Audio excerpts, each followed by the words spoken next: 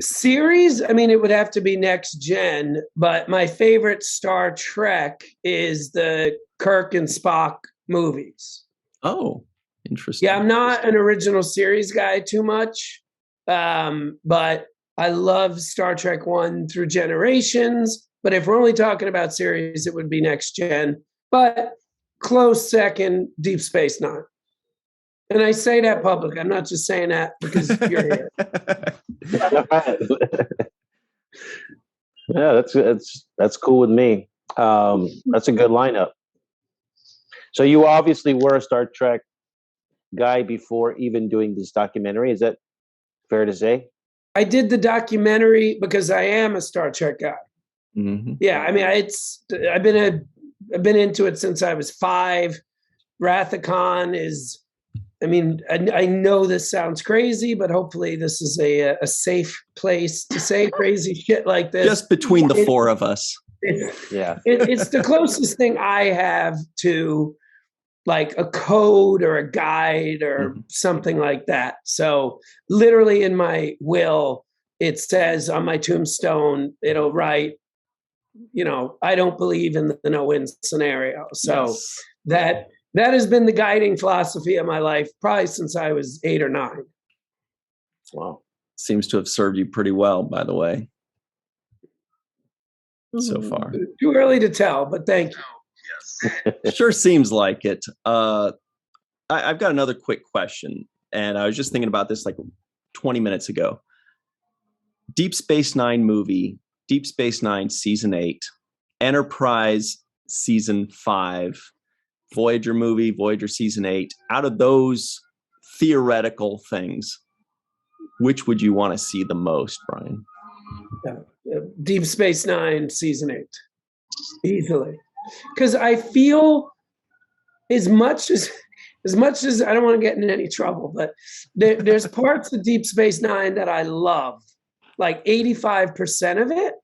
And then there's the 15% where I was always like, oh, maybe I'll get a Coke from the fridge. And the part that usually had me go get a Coke from the fridge involved those wonderful things called par wraiths. And what I loved about the ending of Deep Space Nine was, like, the ending of Next Gen really wrapped up everything. But what I loved about the ending of Deep Space Nine and what could have been a Season 8 was the par wraiths were kind of wrapped up. So in my mind, Season 8 would have been 100% of what I loved. Par wraith free zone. Yeah. Deep Space Nine. Yeah. Amazing. Wow. Now, did you learn anything while you were doing the documentary that, like, you didn't know, like, during your conversations? Were there things that surprised you? Well, every episode, like, so for example, like the original series, I probably had like a PhD in that topic. Wow. The animated series, I didn't even have like a first grade education. The first Star Trek movies, 99 PhDs. That like, so everything was a little different depending on my interests. So like I learned so much about the animated series, but I learned very little about Star Trek 2. So, but I learned a fair amount about Deep Space Nine that I didn't know, and quite a bit about Voyager as well. And I think one of the things which is interesting about making documentaries is it's all about timing. The same person can be asked the same question every 5 years, and you'll get different answers because psychologically things start to get declassified over time. So we got a lot of stuff because it was 55 years later that even when we were doing our 50th anniversary special, which I take responsibility for, but I do not like. So I want to be very open about that. But there were people we interviewed Nicholas Meyer 5 years ago, and we interviewed him 3 months ago. Sometimes we asked him the same question. We always got different answers. Wow. That was actually like one of the really cool things. Oh, sorry, go ahead. No, go ahead, Anne-Marie, go ahead. Oh, just that was one of the really cool things as I've been watching Center Seat. Like, I listen to so many Star Trek podcasts and like every documentary multiple times, and just like seeing different actors and people from the crews answers change over the years as they like get older and more hindsight, and just like the way questions are asked and put together. Every documentary tells a different story, and another shocking thing is how many things I've actually learned, even about Deep Space Nine, which I feel like I do know a fair amount about.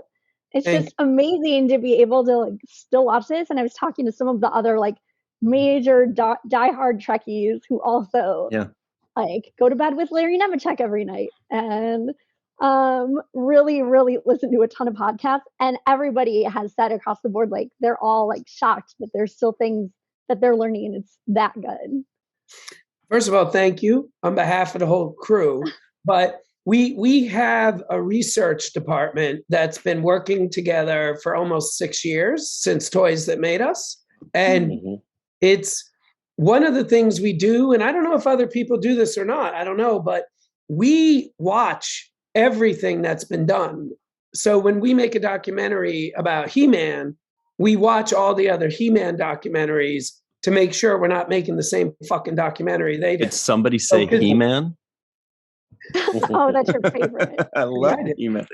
But with Star Trek, it was much easier because I think I've seen them all. So the other thing is, like with the original series, again, just using examples, since I was probably 10, 11, 15, whatever, it's always driven me crazy that Lucille Ball gets no credit for what she did. She does in the books.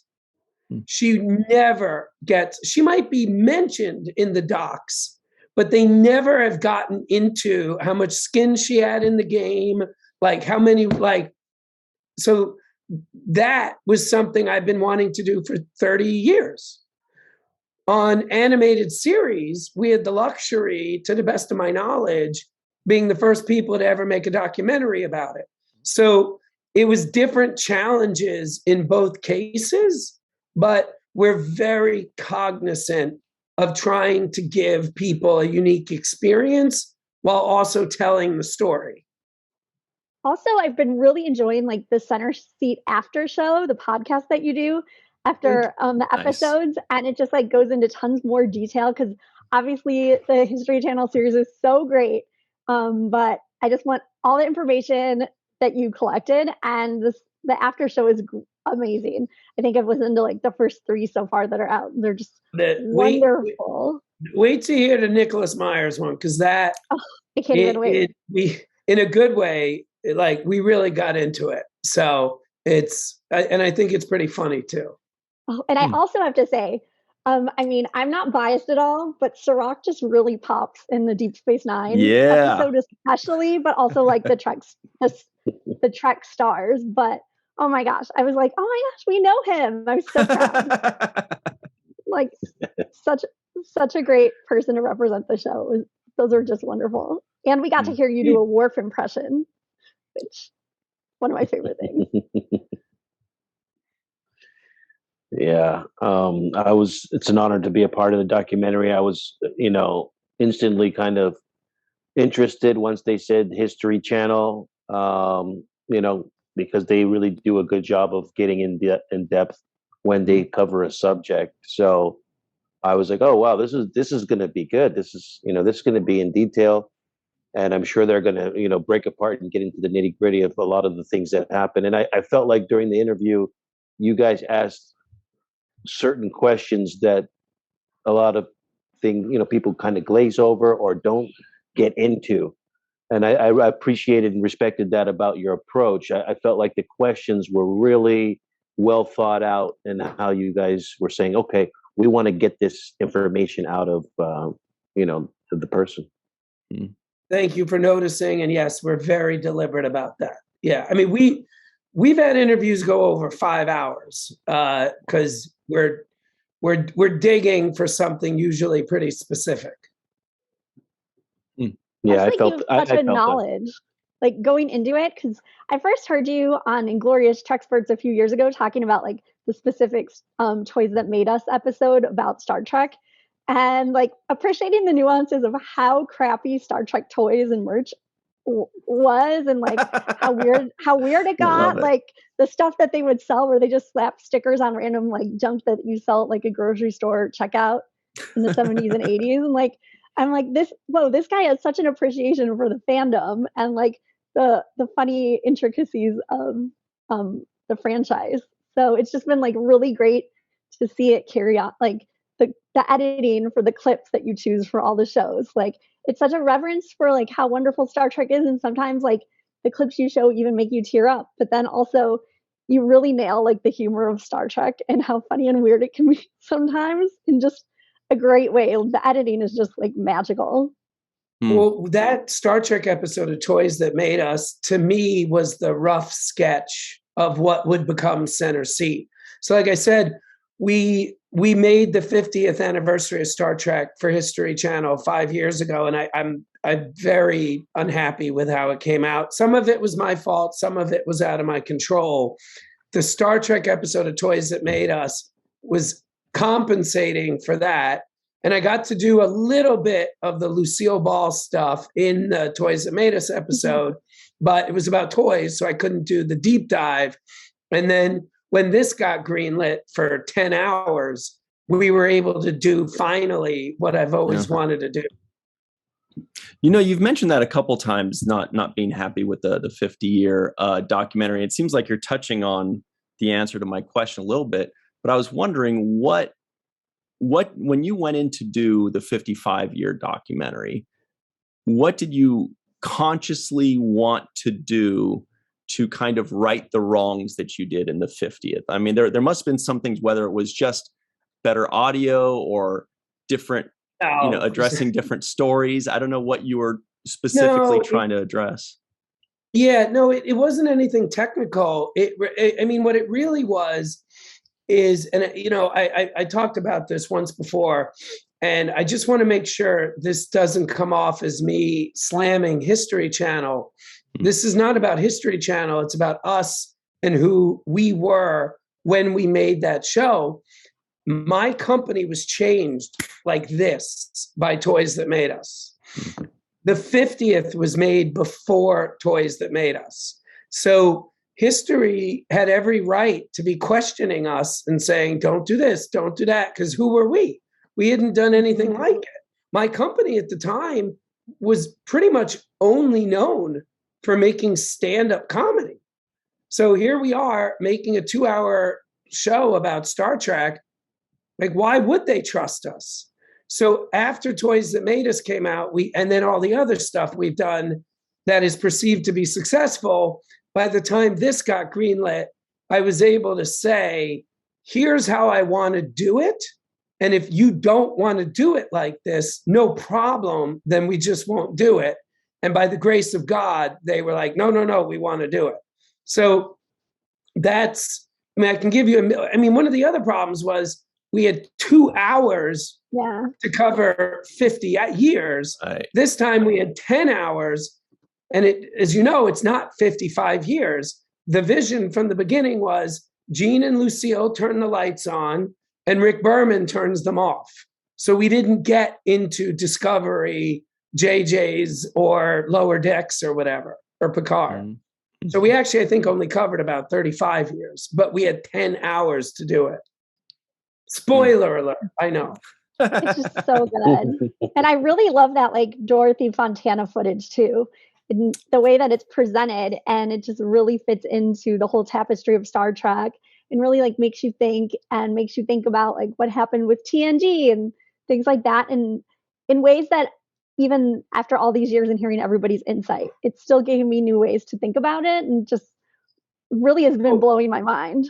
Well, I'm glad you mentioned that, because I think it's worth saying that one good thing that did come out of the 50th was, we shot all these interviews that we own. So like we have her interview, we have Leonard Nimoy because of the 50th. I was wondering if that was what it was from. Yeah. So like you seem, Anne-Marie, like you may know this. To the best of my knowledge, we have Leonard Nimoy's last interview. I'm not aware of him doing an interview after ours, a professional 2-camera interview, and it was a good 3-hour interview. So just amazing. Like, and they kind of like both he and Dorothy Fontana, even though she was with us a few more years, like there was something about both of the interviews and the footage that you use in Center Seat that really kind of has like a feeling of it's the twilight of their career, and they're looking back and kind of like contextualizing all of it and how it fits in Star Trek in a really special way. And especially like both of them, it really felt like it was almost like a little bit even more like retrospective than other interviews I've listened to from them, and in just a really, really fantastic, amazing way. And also the David Gerald insight about DC Fontana. Just I'm completely blown away from it by this, and I'm about to start watching it a second time. It's you're so very good. kind. You're very, very kind. Thank you.